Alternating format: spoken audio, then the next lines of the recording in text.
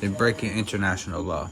We got the playbook. It's called Ukraine versus Russia war. Okay, what do we look like in Ukraine versus Russia war? We look good. The military looks good. What did we look like in Middle East wars? We look bad. Okay, this is called mismanagement. It's called inadequacy in the leadership. Okay, now we got two new wars. Don't worry about it. We got the Republicans covered. With China versus Taiwan. Oh, China versus Taiwan, they don't go to war. What if North Korea and South Korea goes to war? Those are the wars. Israel versus Palestine is not the war. We want immediate ceasefire. We're not part of Israel's bullshit. They're wasting our money with the Iron Dome, with those cheap-ass Palestinian rockets, and it's a Soviet Marxist dialectic, Soviet Israel Marxist dialectic of wasting our Iron Dome money with these cheap-ass rockets that Russia taught Palestine how to make, and now they're making them for cheap, and they're wasting the Iron Dome money, and then they're going to say, oh, we got to send all this money to Israel. Republicans, meanwhile, they'll tell you we can't send $1 to Ukraine. They're blocking the aid to Ukraine.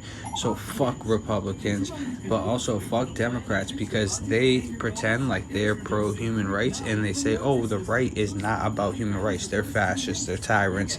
They break the Constitution. But what does the liberals do? They break the Constitution. You know what's the Constitution they broke? Illegal search and seizure. They allowed Israel to spy on American citizens and steal their data or get in their phone. It's called the illegal search and seizure. It's against the constitutional rule.